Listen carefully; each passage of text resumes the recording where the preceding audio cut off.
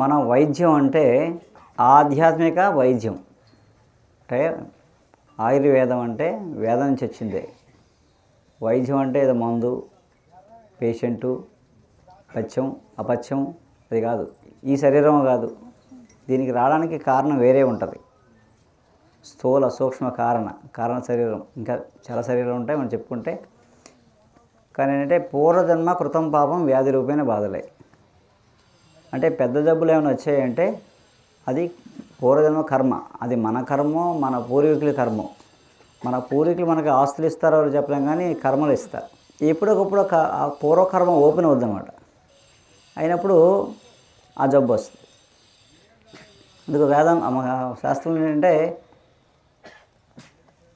ఆ జబ్బు శాశ్వతంగా పోవాలంటే మూలం ఎక్కడో ఉంటుంది.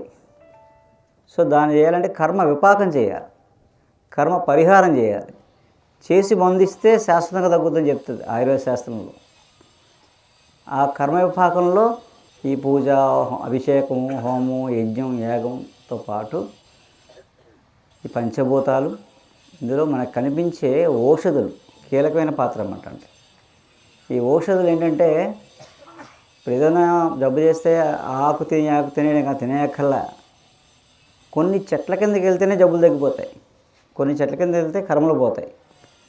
మనకి నక్షత్రవనం, గ్రహవనం, నక్షత్రవనం, రాశివనం ఇలా ఉన్నాయి. గణపతి వనం, శివ పంచాయతన వనం, సంతాన వనం, ఇలా ఎన్నో ఉన్నాయి. ఆ వనాల కిందకి మనం వెళ్తే తగ్గిపోతాయి. అవి ఎప్పుడు మనకు కనెక్ట్ అవుతాయంటే నమ్మినప్పుడు. మీడియేటర్ నమ్మకం అన్నమాట. నమ్మితే అవి ఆ ఫ్రీక్వెన్సీలో ఉంది. నమ్మకం అంటే అర్థం ఏంటంటే మన ఆలోచన స్థితి స్థాయిలు ఉంటాయన్నమాట. మనం ఆ వేప చెట్టే కదా, పందులు తోముకుంటే పళ్ళుతో శుభ్రం అవుతాయి, పళ్ళు బాగుంటాయి అనుకుంటాం మామూలుగా. అదొక లెవెల్, ఒక స్థాయి ఆలోచన. తర్వాత ఇంకా పై స్థాయిలో ఆలోచన ఏంటంటే మనకి సంతానవనం వేస్తారు.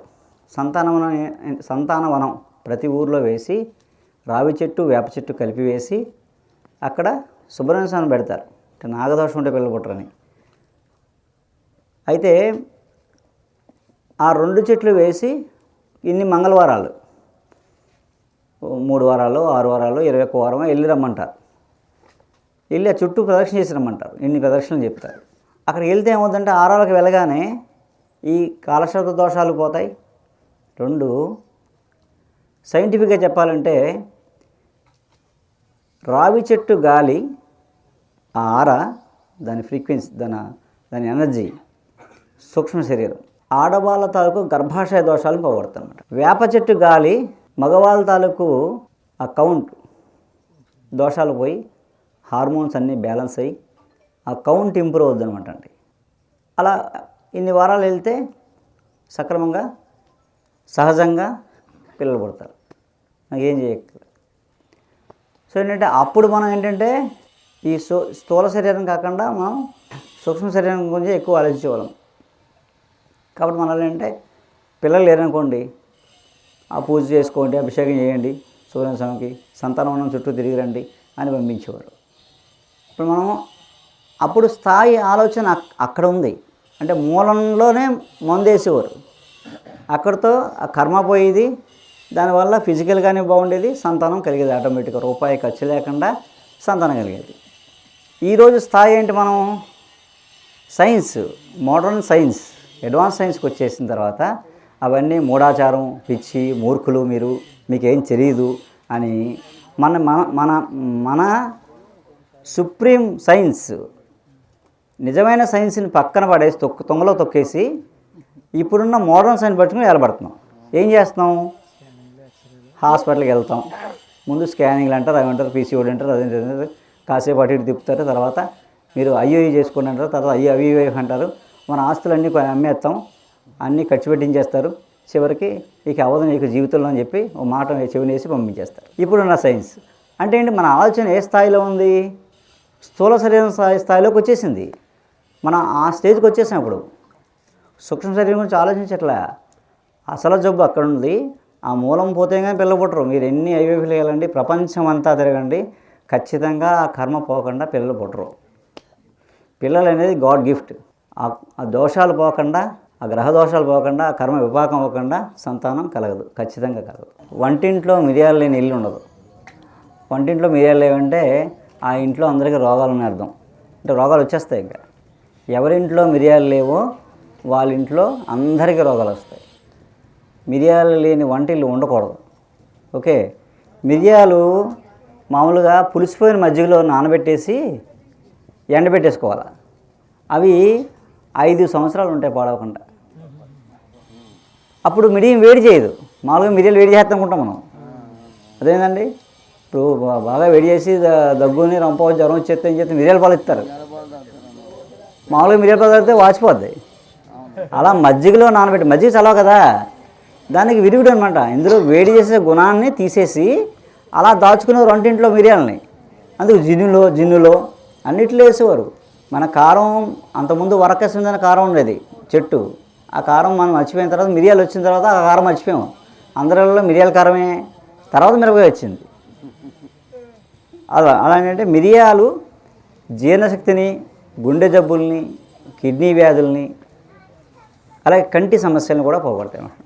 ఇంకో గొప్పతనం ఏంటంటే మిరియం వేసిన పదార్థంని దాంట్లో ఉండే ఔషధ గుణాలని ఏ భాగాలకు తీసుకెళ్లాలో మిరియం తీసుకెళ్తాడు. ఈ మధ్య అమెరికాలో ఒక అమ్మాయి కనుక్కుంది, మిరియంలో ట్రాన్స్పోర్ట్ ఏజెంట్ అని ఒకటి ఉంటుంది, అది వాహనంలో పనిచేసి తిన్న దాన్ని ఆ ప్రాంతానికి తీసుకెళ్ళి పనిచేస్తని ఏదో కొత్తగా చెప్పారంట. మనమేమో చెవులు నెక్కబడి తింటాం. అసలు మన పూర్వీకులు ఎప్పుడో చెప్పాడు ప్రధానికి అనుపానం మిరియం అని. అలా ఏంటంటే మిరియం చాలా అద్భుతం. మిరియాలు కఫం, దగ్గు, జ్వరం కామన్గా ఇంట్లో వచ్చినప్పుడు, గ్యాస్ ట్రబుల్ ఉన్నప్పుడు వేసుకుంటే తగ్గిపోతుంది. నమస్కారం.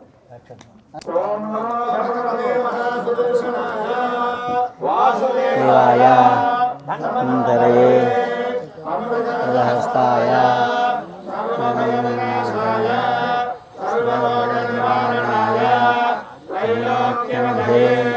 त्रैलोक्यनिधये स्वरूपा श्री हनुमन्तेश्वरूपा श्री श्री श्री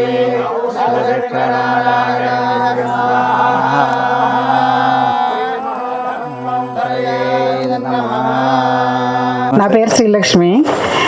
నేను వైజాగ్ నుంచి వచ్చాను. యాక్చువల్గా నాకు 2019లో క్యాన్సర్ వచ్చింది, బ్రెస్ట్ క్యాన్సరు. అప్పటికి నాకు డాక్టర్ గారి పరిచయం లేదు.